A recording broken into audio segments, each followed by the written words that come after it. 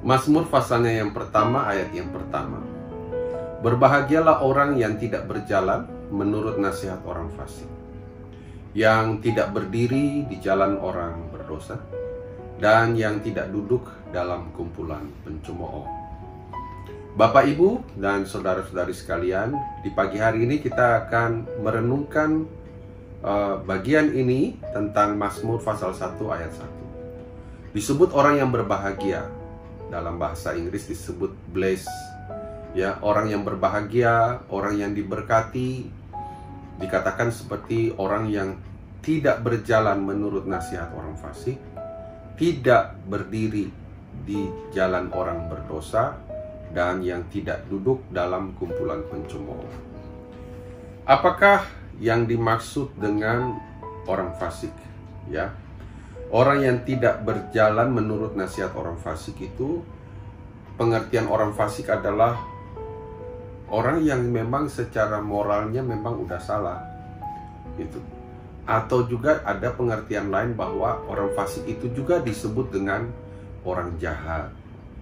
Kalau orang berdosa, ya itu yang biasa kita umum tahulah, orang yang bersalah, orang yang melakukan pelanggaran, ya. Kalau juga yang disebut dengan pencemooh itu adalah orang yang mengejek, orang yang suka menghina orang lain, ya. Dan itulah pengertian dari ketiga sifat ini. Nah, Bapak Ibu saudara-saudara sekalian, orang yang disebut berbahagia di dalam pasal 1 ayat 1 sampai 6 dalam Mazmur ini adalah seperti ini. Dia memiliki sifat yang kesukaannya ialah Taurat Tuhan. Jadi kalau bicara hobinya itu firman Tuhan. Kalau mau bicara yang dia sukai, seperti kita suka makan, kita suka jalan, kita suka pergi kemana, hobinya dia adalah Taurat Tuhan.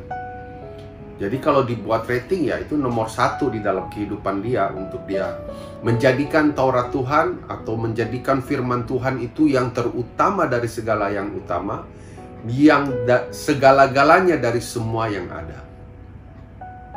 Bagaimana caranya Bapak Ibu? Ayat 2 berkata, yang kesukanya ialah Taurat Tuhan, dan yang merenungkan Taurat itu siang dan malam. Ini yang menjadi kekuatan bagi kita, karena begitu kita memiliki kesukaan berarti ada kerinduan untuk baca firman.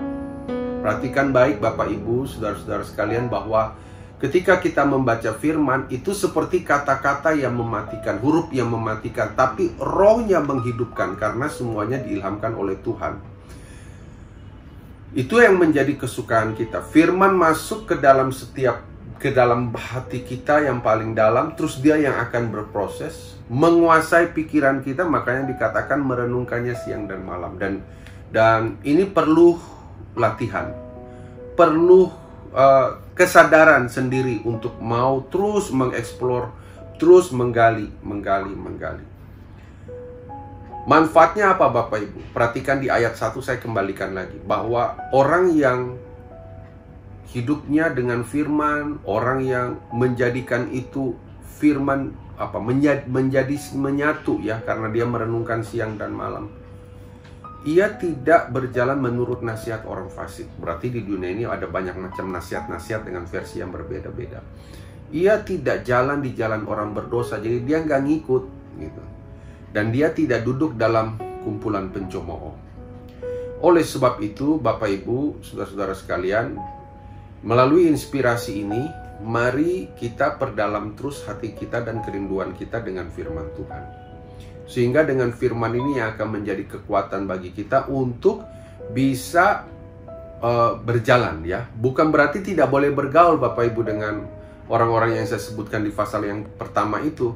Tetapi kita tahu batasan-batasan di mana kita bisa, di mana kita nggak bisa lakukan, di mana kita bisa bergaul, di mana kita bisa ikuti, tapi di mana kita memiliki suatu garis yang sangat tegas, kita bisa berkata, tidak, saya tidak akan ikuti itu.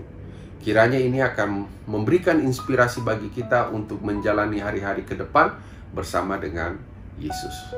Tuhan Yesus memberkati dan melindungi kita semua.